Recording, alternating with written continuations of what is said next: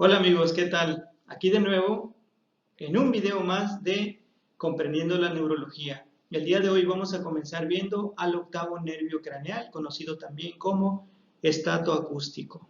Vamos a verlos entonces. Y como abordamos en los nervios craneales que hasta ahora vamos viendo, el elemento funcional del octavo nervio craneal es un sensitivo especial, en donde está la audición y también el elemento que tiene que ver con la ubicación del equilibrio.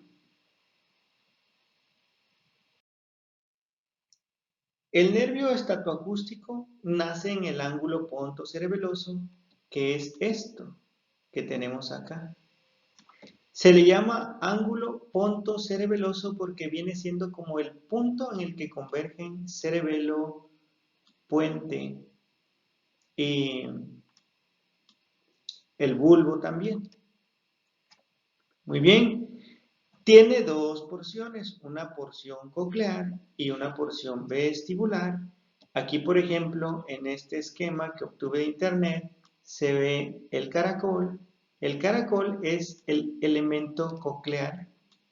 De cóclea significa caracol, que es el que sirve para oír. Y este otro resaltado en rojo, que es, bueno, aquí es una vista en otro esquema obtenida del Néter. Y tenemos el elemento vestibular, que es este que está resaltado en azul, con esto que se llaman conductos semicirculares. También están el sáculo y el utrículo. Aquí tenemos en esta otra vista del Néter los conductos semicirculares, el utrículo y el sáculo.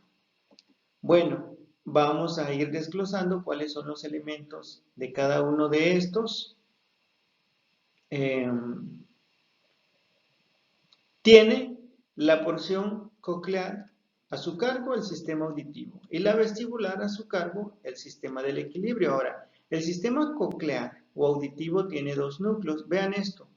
Aquí está el caracol, viene y tiene conexiones en un núcleo que se llama núcleo coclear ventral y un núcleo coclear dorsal.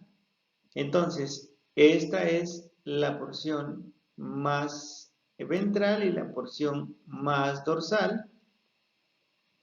Entonces, aquí lo que había señalado previamente, pues son los de la porción vestibular, que no tocan ahorita. Bueno, entonces tiene una porción coclear ventral y una porción coclear dorsal. Esto que estaría aquí sería el cuarto ventrículo porque queda cerca. Entonces, el núcleo coclear ventral es sin duda alguna el que se queda con la mayoría de las fibras y el coclear dorsal con menos, pero bueno. Entonces, solamente hay dos núcleos a cargo del sistema auditivo, mientras aquí está el coclear ventral y el dorsal, mientras que el sistema vestibular tiene cuatro núcleos. Entonces, todo lo que se recoge en estos conductos semicirculares, sáculo y utrículo, van a parar también al puente, pero a cuatro nervios craneales, a cuatro núcleos, perdónenme, y esos núcleos son uno superior, un núcleo medial, un núcleo lateral y un núcleo inferior. Estos núcleos tienen su respectivo nombre, pero pues no los vamos a tocar en este momento. Y aquí tenemos el estímulo acústico, viene la onda sonora desde afuera, la onda sonora llega al conducto auditivo, el conducto auditivo mueve al tímpano y de ser un elemento sonoro se transforma en un elemento mecánico.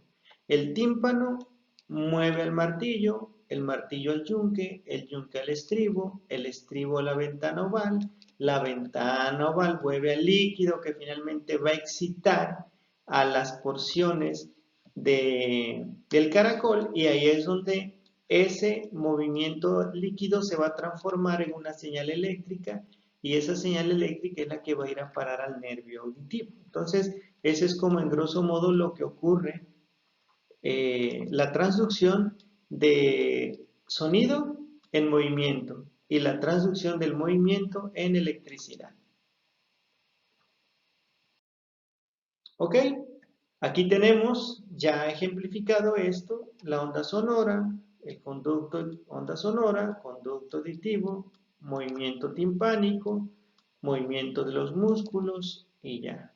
El movimiento del estribo que por la ventana oval se mueve para adentro, para afuera, para adentro, para afuera y eso hace que se mueva el líquido. Entonces, obviamente se sienten tanto los sonidos agudos y los graves. Que como yo le hice en una animación mejor, un agudo sería como el chillo de un mosquito y uno grave sería como el de un tambor o un bajo. Bueno, llega, sea grave o agudo, lo que ustedes quieran, o intermedio, llega. Obviamente, esto tiene unas formas, eh, órganos especiales que se llaman órgano de Corti. Y el órgano de Corti es el que luego va a formar los miles de órganos de Corti, van a formar el nervio formalmente acústico. Y aquí tenemos un esquema del néter. Este ya lo habíamos visto, ya se les ha de hacer familiar seguramente. Aquí tenemos, vean, fíjense que el caracol tiene 3 compartimentos. Entonces, tiene un compartimento de líquido aquí arriba, tiene otro compartimento de líquido aquí abajo. Entonces, uno se llama rama vestibular y otro se llama rama coclear y tiene otro compartimento. Y en este compartimento es donde circula un líquido que se llama endolinfa. Bueno, y el que está acá abajo y el que está arriba, que no se ve en este esquema porque pues tampoco es para detallarlo tan a fondo aquí, se los llama perilinfa. La endolinfa y la perilinfa tienen orígenes diferentes. Pero bueno, lo tocaremos momentáneamente un poco después. Bueno, aquí está cuando la ventana oval se mueve gracias al estribo, el líquido se mueve, vibra y esa vibración es captada por estos pelitos. Estos pelitos están unidos a esta membranita que le permite que tantito se mueva el líquido aquí por algún movimiento, obviamente generado por el estímulo acústico. Esto produce pequeñas diferencias, se elongan o se estiran y eso lo transforma en una señal eléctrica y esa señal eléctrica prácticamente la conducen, estos serían los órganos de Corti, la conducen al nervio auditivo. Produce esto que se llama, llega hasta el núcleo coclear que les había dicho que es el ventral y el dorsal. La mayoría de las fibras están en el ventral. Y luego, para continuar con este esquema, se une las fibras a un núcleo que se llama núcleo olivar superior, IPSI, y fibras que van por esto que se llama cuerpo trapezoide al núcleo olivar contra. Como pueden ver, el grueso de las fibras del núcleo coclear ventral se van y se reparten por igual al núcleo olivar superior ipsilateral y contralateral. Y luego sube por esta fibra que se llama lemnisco lateral.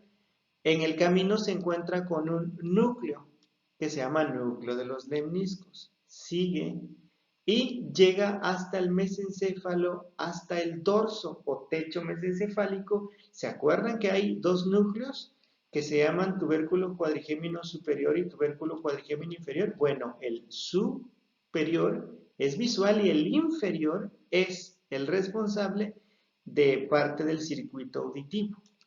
Bueno, este se conecta por una cosa que se llama brazo conjuntival inferior y este va a un cuerpo geniculado, pero es el cuerpo geniculado interno o medial. La vía visual tiene a su cargo el cuerpo geniculado externo y el brazo conjuntival superior. Este no. Este es el cuerpo geniculado interno y el brazo conjuntival inferior. Y de aquí del cuerpo geniculado interno llegan las fibras finalmente a la corteza temporal, a la circunvolución de Herschel, que es la circunvolución auditiva. Este es el circuito de la audición. Aquí tenemos lo que ya les habíamos mencionado. Fíjense que en este esquemita, lo anterior fue como una avanzada. Bueno, aquí tenemos un corte del caracol, aquí, vendría siendo esto amplificado y aquí tendríamos esto que está aquí es la perilinfa y esto que está aquí vendría siendo este elemento es este. ¿Ok? Entonces, se supone que en esta parte todo está bañado de endolinfa.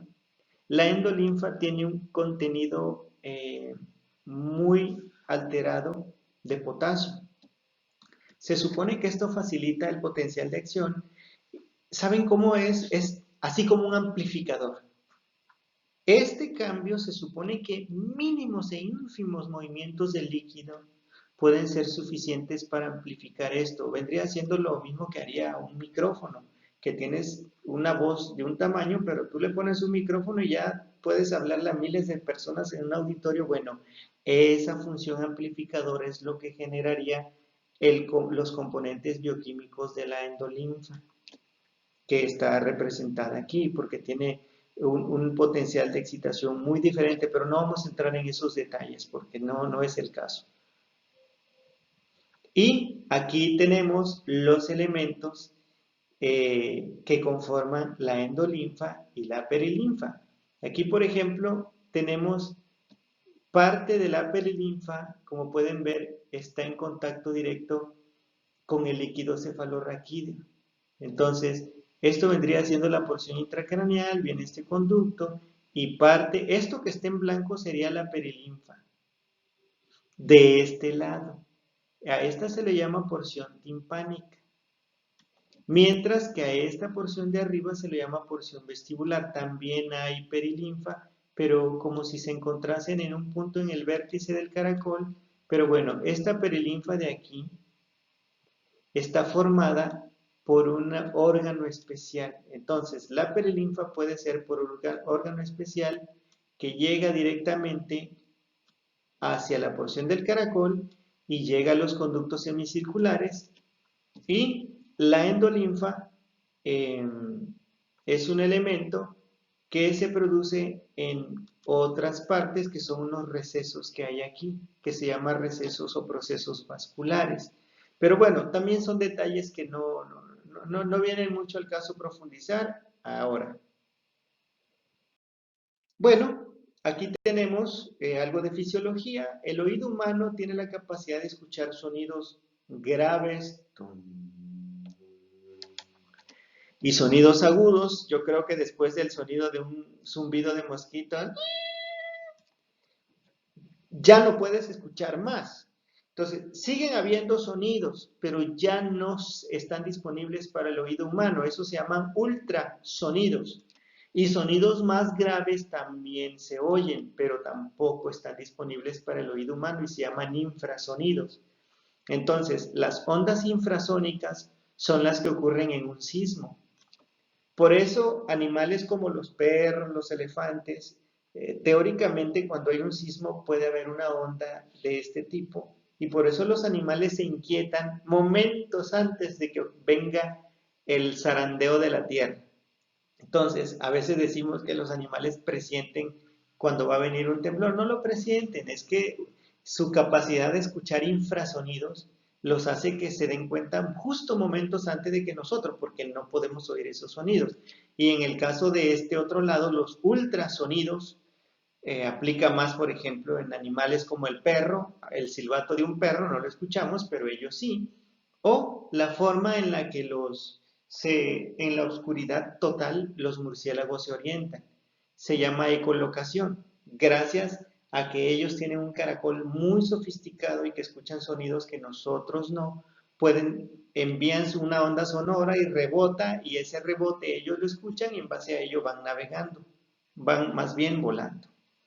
Ok, entonces la voz humana está de 250 Hz hasta los 40 kHz. Entonces está en tramos intermedios. ¿Y cómo se evalúa el sistema auditivo? Con un instrumento que es el diapasón, pero esto es en el consultorio y es aproximada, pero bien, es con la audiometría, que eso ya es lo más real. La prueba del diapasón, se utilizan diapasones de 256 Hz o mejor aún de 512. Se escucha muy bien su audición. Aquí agarré este esquemita del internet, lo puse porque se me hace interesante. La primera prueba se llama prueba de Weber. Colocas el diapasón en el centro y el paciente lo haces vibrar. ¡Ting! Teóricamente la vibración se debe escuchar idéntica en los dos lados. Si al paciente se le va para un lado, habla que ese lado pudiera ser que haya un fenómeno inflamatorio o pudiera ser que esté ocluido ese conducto auditivo, entonces está más facilitada la percepción de la transmisión ósea. Lo típico es que se escuche bien de los dos lados. ¿Ok? Entonces también pudiera ser que aquí en el órgano acústico está destruido. Y entonces la audición se va para el lado que está sano. Entonces, como pueden ver, la audición se puede ir para el lado enfermo cuando está comprometido el conducto auditivo o hay inflamación del oído, pero el oído está intacto, o puede irse hacia el lado sano cuando hay una destrucción del órgano de Corti del lado, obviamente, del otro lado, del lado donde no se escucha nada. Lo típico es que sea central y a eso se le llama como Weber central. Si se va para un lado se llama Weber lateralizado. En este caso tenemos la otra que se llama prueba de Riné o diapasón mastoides. Lo que sucede es lo siguiente, al paciente le golpeas las ramas del diapasón y se escucha ting, la colocas en el tímpano. El paciente escucha la vibración, pero por la transmisión de la vibración del hueso al órgano de Corti. ¡Ting! Pero la vibración se escucha poco. Y en un momento dado el paciente te dice, ya no escucho. En el momento que dice, ya no escucho, le quitas el diapasón de la apófisis mastoide y se lo colocas en la entrada del conducto auditivo. Inmediatamente el paciente ya escucha el zumbido porque la transmisión aérea es mejor. Entonces, le colocas cerquita y el paciente primero escuchó ting, dejó de escuchar. Cuando él te dice deja de escuchar, lo quita y lo pones en el aire cerca y ting, sin volver a golpear el diapasón, el paciente vuelve a escuchar. Eso es lo normal. Lo haces de un lado y del otro. Entonces, el RINE, tú dices si está comprometido la conducción aérea de un lado o del otro. Y entonces se llama positivo, cuando obviamente primero se extingue el aire, la transmisión ósea y luego la aérea. ¿Qué sucede si la transmisión ósea se pierde? Y luego la aérea, ya no se escucha nada aéreo. Bueno, quiere decir que el órgano de Corti sí existe, pero quiere decir que la transmisión aérea está tronada. Inciso A, hay un tapón de cerumen o cuerpo extraño en el conducto auditivo, o inciso B, está roto el tímpano. Pero el órgano de Corti sí está funcional. Entonces sí, también hay enfermedades que pueden hacer que haya alteraciones. Y la última prueba se llama prueba de Schwabach. La prueba de Schwabach consiste en que al paciente le colocas, haces vibrar el diapasón ¡ting! Y se lo colocas en el aire al paciente. El paciente debe escuchar y cuando el paciente deje de escuchar, se supone que el diapasón se lo pone el explorador en su oído. Y cuando el paciente deja de escuchar, el explorador se lo coloca en su oído y no debe escuchar. Pero ¿qué pasaría si el paciente deja de escuchar y el explorador todavía escucha cuando se coloca él el diapasón? Quiere decir que el paciente tiene acortada su audición. Obviamente, el explorador tiene que tener su oído bueno, si no, la prueba no aplica. Otra forma en la que está descrito esta prueba, eso lo encontré en otro libro, es que le haces vibrar el diapasón, llevas un conteo cuántos segundos se escucha de ese oído y en qué momento deja de oír, vuelves a golpear el diapasón y vuelves a llevar el conteo con un cronómetro. Entonces ahí te das cuenta si hay acortamiento de uno de los dos lados. También eso lo encontré en otro libro, pero bueno, como sea, esa es la prueba de Schwabach, que solo implica conducción aérea. Se supone que en la prueba de Schwab también lo típico es que dure más de 20 segundos, que vendría siendo lo normal. Si una persona escucha menos de 16 segundos, puede deberse a una lesión del sistema auditivo. Entonces, las alteraciones, obviamente, pues podrían ser el acúfeno. En este sistema, pues, que la persona escucha sonidos que no existen. Un zumbido, lo que sea, sin que haya formalmente un zumbido en el aire. La hipoacusia, que es disminución de la capacidad auditiva. La anacusia, que es la imposibilidad total, el paciente está totalmente sordo. La hiperacusia, en donde la persona estímulos sonoros pequeños lo siente como muy intenso. El escotoma acústico, que se considera cuando la persona escucha algunos sonidos sí y otros no. No sé, sonidos más, los agudos los escucha bien y los graves no, o los graves sí y los agudos no. Esto a veces puede ser alguna enfermedad psiquiátrica o puede ser incluso alguna enfermedad neurológica, pero poco frecuente. Y hay algo que se llama alucinosis auditiva, donde la persona aparentemente está escuchando cuando no hay un estímulo como tal, que pueden ser voces, sonidos, etc.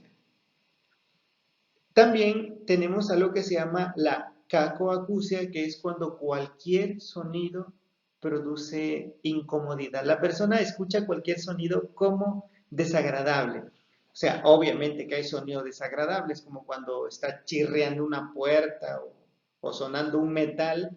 Eso es un sonido desagradable. Sin embargo, la cacoacusia no se refiere a eso, sino a que se refiere que una voz, una música, cualquier sonido extraño o cualquier sonido de cualquier naturaleza, la persona lo reporta como desagradable. Eso es la cacoacusia. También tenemos algo que se llama pensamiento sonoro, es algo que está entre la frontera de la fisiología y la psiquiatría, porque en ocasiones la persona puede estar pensando y al pensar escucha lo que está pensando, como si él mismo se estuviera escuchando. Esto es de lo más normal.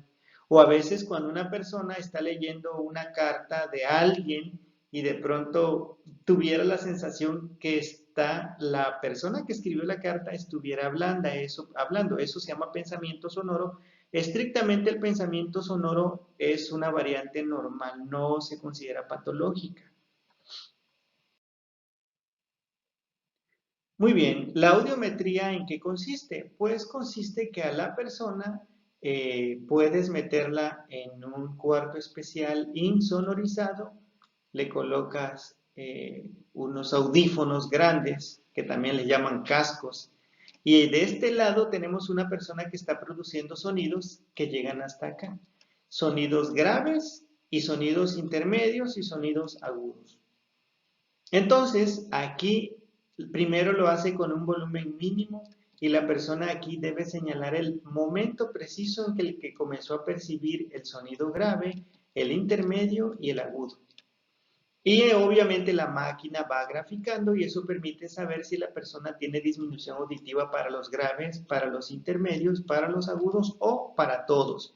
Pero también quiero decirles que ese sonido no va por igual a los dos oídos. Primero uno y luego el otro. Eso permite saber si hay compromiso auditivo para los graves derecho o izquierdo, intermedios derecho o izquierdo, agudo derecho o izquierdo, o todo del lado derecho, o todo izquierdo, o todo bilateral, y eso te ayuda a saber si hay un daño de un lado de los dos y te ayuda a entender si más que nada la enfermedad que lo está causando. Otra modalidad es actualmente con audífonos muy pequeños de esos de gota que se introducen y ya no necesitas estar en una cámara especial porque traen un software que puede suprimir el sonido del ambiente.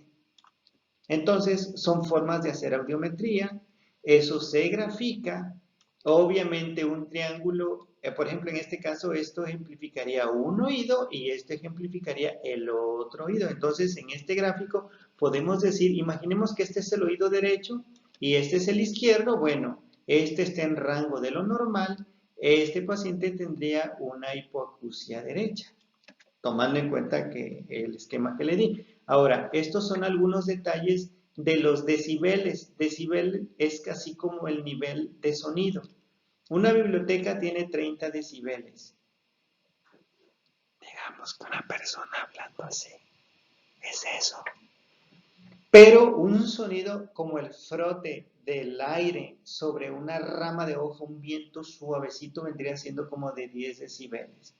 Una conversación humana suave, quizá ahorita la clase que le estoy dando yo tiene 40 decibeles, cuando llueve 50, de tal manera que ya un disparo de arma de fuego es ya el que tiene la mayor cantidad de decibeles, o incluso los motores de un avión, pero cuando está cerca del avión. Cuando ya estás algo lejos, aún así es un sonido muy, muy intenso. Y obviamente la audiometría te va dando daños en base a los decibeles. Entre más acá quiere decir que necesitas de más volumen para escuchar. Entonces, en esta persona no puede escuchar, en una biblioteca suavemente puede escuchar, pero un sonido más fino ya no lo percibe. Eso es lo que dice este gráfico. Entonces aquí tenemos sin pérdida, pérdida leve, moderada, severa y pérdida profunda. Así es como se clasifica. Y otro estudio neurofisiológico más avanzado se llaman potenciales evocados auditivos de tallo cerebral o simplemente potenciales evocados de tallo. Lo que sucede de auditivos de tallo, lo que sucede aquí es que a la persona se le colocan electrodos en superficies como la región mastoide, la corteza cerebral y se emite un sonido. Acuérdense que el sonido viaja por el conducto auditivo, tímpano, martillo, yunque, estribo, luego se sigue con el caracol, órgano de Corti, nervio acústico, núcleo coclear ventral, dorsal, luego núcleo olivar superior, núcleo del lemnisco, colículo inferior, hasta que llega a la corteza auditiva. Bueno, ese trayecto se va mapeando y entonces ese mapeo te va dando estas curvas y cuando esa curva se traba en algún lado quiere decirte que la vía auditiva está comprometida en algún nivel. Este estudio se pide cuando piensas en una lesión en el tallo sobre todo. Por ejemplo, cuando estás en el protocolo diagnóstico de una esclerosis múltiple, puede haber otras enfermedades, pero es el ejemplo que más se ocurre ahora. Entonces aquí tenemos lo que ya les había dicho, todo lo que recorre la audición desde la onda sonora hasta que llega a la corteza de Heschel. Lo que ya lo había mencionado, órgano de Corti, núcleo coclear o ventral, el núcleo olivar superior, el lemnisco lateral, tubérculo cuadrigémino inferior, que ya habíamos dicho, el cuerpo geniculado interno, lo omití a mencionar, pero bueno, y la corteza auditiva. Ese es el proceso. Y aquí tenemos amplificado esto, todo lo que representa. Entonces, esta gráfica podríamos ver si está dañada la onda 1, la 3, etcétera. Y esta onda me representa una estructura anatómica. Entonces, te daría un valor altamente localizador de dónde estaría el daño. Este es el potencial evocado auditivo de tallo cerebral. Hablemos ahora de la porción vestibular que está conformada por los conductos semicirculares, que este sería el posterior, este sería el anterior y este sería el lateral. Miren, este es la forma típica de un órgano estatoacústico. Tomando en cuenta que aquí tuviéramos la nariz al frente, el occipital acá y aquí tendríamos al otro idéntico a este. Entonces, este es el más anterior, el más posterior y el lateral. Cuando nosotros hacemos movimientos de la cabeza, giros laterales, como si estuviéramos haciendo sí, también, por ejemplo, una flexión de arriba abajo, es registrada por tal o cual conducto semicircular. Mientras el giro sea lineal o el movimiento sea lineal, se excita el líquido que está dentro de ese conducto y permite que se exciten las células. Y esa excitación es enviada por el nervio, la porción coclear, vestibular, perdón, y eso hace que llegue a núcleos centrales para que haya reflejos apropiados para el movimiento cefálico o para registrar el movimiento en general. El conducto semicircular lateral, también conocido como externo, es el que tiene el movimiento, el que registra mejor el movimiento del giro de la cabeza. Este tiene una pequeña inclinación a 30 grados, como lo vemos acá. Y ahorita les voy a mostrar en este video cómo es que ocurre. Miren, al girar la cabeza a los lados se excita el conducto semicircular externo y al hacer movimientos oblicuos se excitan los conductos anterior y posterior de forma simultánea. Entonces, en esta animación vemos cómo es que ocurre esa excitación. Ok, otra vez, al girar la cabeza se excitan mejor los conductos externos. Y tenemos otros órganos que son el utrículo y el sáculo. Estos dos se encargan de registrar el movimiento lineal o el desplazamiento lineal. O sea, mientras que los conductos son cuando giramos la cabeza, estos son cuando nuestro cuerpo se desplaza. Por ejemplo, en esta animación que ejemplificamos ahí, o vendría siendo otro ejemplo cuando vamos en un elevador. Con eso podemos saber si el elevador va subiendo o bajando. O si vamos en un autobús con los ojos cerrados sin movernos, con esto podemos saber si el autobús giró a la derecha o a la izquierda, se aceleró o frenó, gracias al sáculo y el utrículo. ¿Cómo se valora este nervio craneal? Aquí con este modelo, ahorita les voy a ejemplificar. Miren, cuando nosotros giramos la cabeza del paciente, el paciente está en reposo y le pedimos que fije la mirada y nosotros giramos hacia un lado o hacia el otro. Hay un reflejo que se llama óculo cefálico que permite que la persona, todo puede ser, pero la persona mantiene los ojos en el objetivo. Esto es importante porque permite que no perdamos el objetivo visual aún con movimientos cefálicos imprevistos. Vean esto, le voy a girar y vean lo que hace. Aunque nosotros giremos la cabeza a la derecha o a la izquierda, los ojos se quedan viendo al mismo objetivo. Esto es dado por una conexión que hay entre el nervio craneal octavo, tercero y sexto. Esto es porque el giro hace que se excite el líquido de acá, pero para que no pierdas el objetivo, este se va a los núcleos vestibulares, que son 4. El de más arriba, ve hacia arriba, es el núcleo de Bechterew. El núcleo más lateral, pongamos que es el codo derecho, es el núcleo de Deiters. Deiters, bien, de dextro, que es derecho. Bueno, así lo relaciono yo. El núcleo más medial se llama núcleo de Schwall. Y finalmente, el núcleo más inferior se llama núcleo de Roller. Pero bueno, ya eso ya es fineza. Pero lo que voy es que el octavo hace que se conecte con el tercero para que se contraiga un recto interno y con el sexto del otro lado para que se contraiga el recto externo y eso permite que los ojos combinadamente sigan el objetivo cuando estás moviendo la cabeza. Entonces el óculo cefálico es un reflejo 8-3-6. Tenemos también el reflejo vestíbulo ocular, que este reflejo se da cuando estimulas al vestíbulo, pero de una manera algo diferente.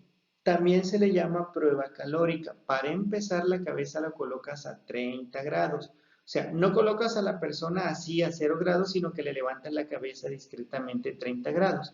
Eso es porque al elevar la cabeza a 30 grados, este conducto semicircular queda perfectamente vertical.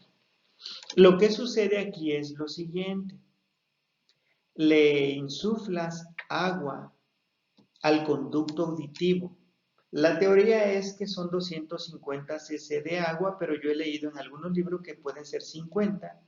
Y le metes agua fría o agua caliente. Ahora, la explicación. Miren, hay una ley de la física que se llama convección.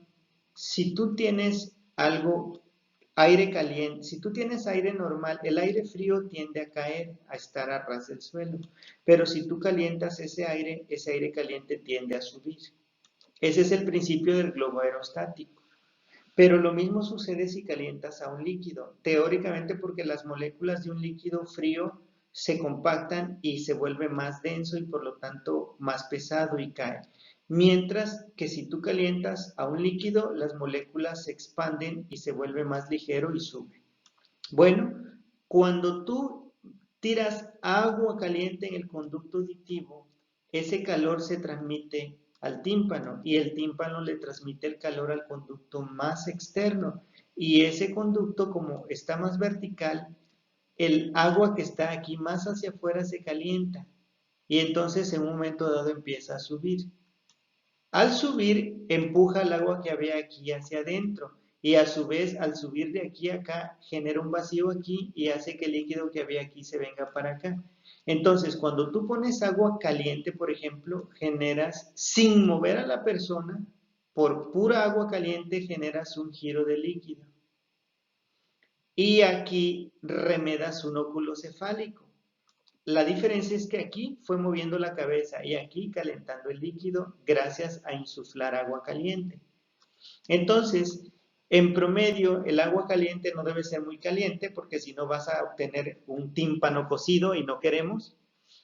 ¿En quién haces esta prueba? Esta prueba se la haces en el paciente que no tiene un antecedente traumático o en el paciente despierto si tú quieres. Pero la prueba vestibulocular o calórica ya no se la puedes hacer, por ejemplo, a un paciente con trauma cráneoencefálico porque pudiera ser que el trauma haya lastimado las cervicales. Pero si el paciente llegó en coma, tú necesitas checarlo clínicamente. Entonces, antes de que le hagas resonancia o tomografía, puedes valerte de estas pruebas calóricas. Si tú le insuflas agua caliente y estimulas esto, producirás movimiento del ojo, es decir, nistagmo. Entonces, si le metes agua fría, se produce nistagmo hacia el lado opuesto. Si le produces agua caliente, se produce nistagmo hacia el mismo lado. Esta es una mnemotecnia de un libro, el Neuroanatomía Correlativa de Jacques de Groot. Es FOCUM. A lo mejor en español no significa nada, pero FOCUM suena como F-U-C-K. Bueno, ya no digo más, el que sabe de inglés sabe a qué me refiero. Entonces, para que no olviden que cuando insuflas agua caliente en el oído izquierdo, se va a hacer un movimiento así, como si estuviera girando la cabeza así, entonces eso va a producir un nistagmo. Quiero que sepan algo, el nistagmo es un movimiento del ojo involuntario totalmente dado por la sobreexcitación de un conducto semicircular. Aquí en este voy a ejemplificar cómo es un nistagmo. El nistagmo lo que sucede es que el ojo se tiende a desviar a la derecha o a la izquierda, pero por componentes de la corteza cerebral tiende a mantener al ojo al centro. Entonces, el nistagmo tiene un componente patológico que desvía el ojo, ya sea a la derecha o a la izquierda, y tiene un componente fisiológico cerebral que tiende a llevar al ojo al centro, que corrige la desviación. Generalmente el componente patológico es lento, es una desviación lenta y el componente correctivo es un movimiento rápido. Entonces, cuando el ojo tiene un movimiento, vean esto, se mueve lento a la izquierda y se mueve rápido a la derecha, como en esta animación. Este es un nistagmo a la derecha. El componente patológico es el que desvía con lentitud. El componente patológico en este caso fue a la izquierda. Sin embargo, el componente rápido, que es el de corrección, es el de la derecha, como fue en este caso. Entonces, este es un nistagmo a la derecha. Volvamos a esto de FOCUM. Si yo le insuflo agua fría, entonces el nistagmo va a tener un elemento rápido hacia el lado opuesto. Si yo le instilo agua caliente, el nistagmo, el componente rápido del nistagmo va a ser del mismo lado. Entonces, yo al ponerle agua caliente del ojo izquierdo, el ojo se va a volver rápidamente hacia la izquierda, se va a desviar lentamente a la derecha y se va a regresar rápidamente a la izquierda. A eso me refiero con esto. Y va a ocurrir lo contrario con el agua fría. Si tú insuflas agua fría, instilas agua fría más bien, el agua fría de aquí se va a volver pesada y entonces se va a ir hacia abajo. Esta va a empujar al agua de aquí que se va a ir para acá y el abandono o vacío que deja el agua fría que vino para acá jala al agua de aquí. Entonces se genera un giro, un movimiento, pero opuesto a cuando instilas agua caliente. El agua caliente sería un giro hacia arriba y el agua fría un giro contrario. Entonces eso hace que el nistagmo sea hacia uno o hacia el otro lado, dependiendo de si fue fría o caliente. ¿Qué pasa si instilas un oído y no te hace nada de nada? Es muy simple. Está inciso A, destruido el sistema vestibular, o inciso B, están destruidos los núcleos vestibulares, o inciso C, está destruida la conexión del vestibular con los nervios craneales tercero y sexto. Entonces, una ausencia de nistagmo de un lado o de los dos, cuando haces la prueba calórica, es una señal indiscutible de una lesión en puente. Entonces ya tendría un valor orientador. Aquí ahora vamos a poner un nistagmo a la derecha. Este fue el que vimos a la derecha. Vamos a la izquierda. Vean, el nistagmo a la izquierda debe tener un componente lento a la derecha, pero el rápido es a la izquierda. Veamos si es cierto. Lento, rápido, lento, rápido, lento, rápido. El componente rápido es a la izquierda, entonces este es un nistagmo a la izquierda. Así es como se clasifican los nistagmos. ¿Queda claro? Obviamente una laberintitis, obviamente una inflamación del oído que comprometa los conductos semicirculares haría que sin movimiento esto podría excitar a las células nerviosas de aquí. Esta excitación enviará una señal al cerebro en ausencia de cualquier estímulo y esa señal que llega al cerebro podía producir la desviación y luego la reconstitución a la normalidad. Entonces, una enfermedad de los conductos semicirculares puede producir un nistagmo espontáneo. ¿Ok? Ahora, aquí tenemos una animación de una de mis alumnas de hace muchos años. Vean lo que sucede, a ella la voy a obligar a que gire. Esta es una manera artificial de generar nistagmo y este es un nistagmo fisiológico. Vean esto, la pongo a girar muchos segundos y en un momento le digo detente y vean esto. Obviamente, al ponerla yo a girar, el líquido se va moviendo y cuando yo la paro, por inercia el líquido sigue girando. Pero eso es por inercia. Mientras gira, va excitando a su sistema y mientras lo excita se va generando el nistagmo. Cuando por la misma inercia el líquido se mueva menos, menos, hasta que ya no se mueva, en ese momento el nistagmo desaparece. Esa es una forma de nistagmo fisiológico. ¿De acuerdo? Va de nuevo y el elemento ya habíamos mencionado cómo son. ¿Ok? Y esto es lo que hay que saber del nistagmo. Ahora, ¿qué alteraciones podríamos encontrar en este apartado? Aquí tenemos esta chulada de esquema, complejísimo, pero a lo que voy es esto. Los conductos semicirculares, acuérdense que vienen los 4 núcleos, van a los 4 núcleos vestibulares, que son el superior, el lateral, el medial y el inferior. Bueno, ellos llevan alimentación a varios núcleos. Para empezar, se contactan con los núcleos del vago. Por eso cuando una persona tiene vértigo o da vueltas o se marea, va a vomitar. No siempre, pero casi siempre. Además, se va por conexiones a diferentes núcleos, a los núcleos del sexto, al núcleo del tercero, y eso es lo que da lugar al reflejo conocido como óculo cefálico al óculo vestibular y a que haya respuesta cuando ejercemos las pruebas calóricas. Entonces, aquí como podemos ver, se conecta con núcleos. Este sería mesencefálico para el núcleo del tercero. También tiene conexiones para el núcleo de los nervios craneales cuarto, eso es una realidad. Y también conexiones con los núcleos que hay del sexto nervio craneal.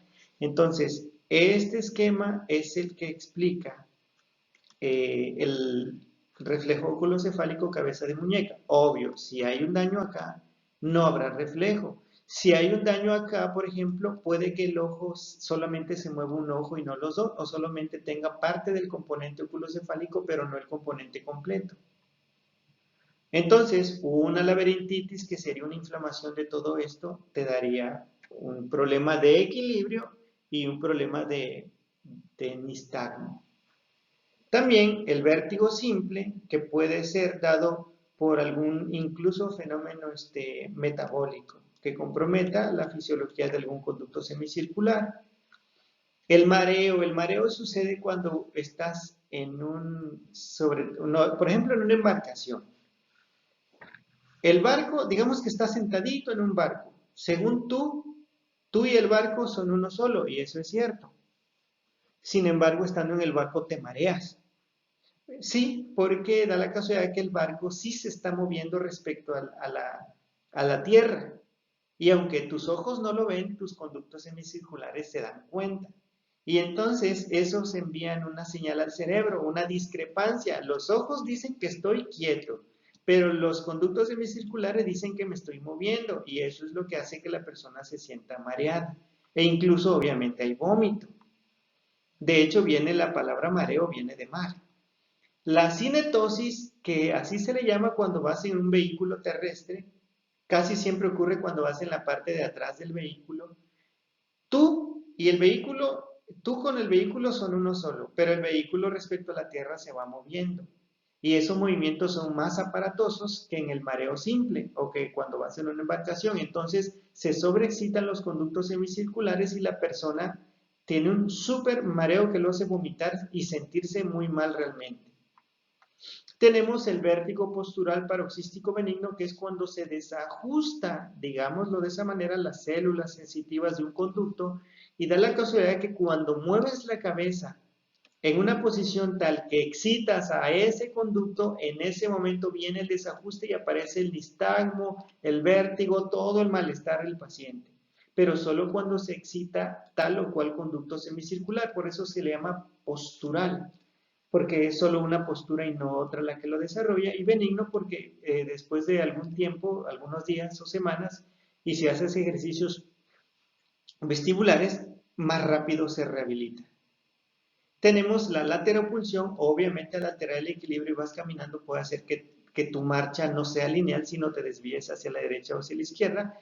En términos simples, un daño derecho produciría lateropulsión a la derecha, un daño izquierdo, lateropulsión a la izquierda. También el nistagmo, acuérdense que es otro elemento que aparece, dado que cuando este se altera hay conexiones que van al tercero, al cuarto y al sexto, y eso puede hacer que el ojo produzca lo que ya sabemos como nistagmo.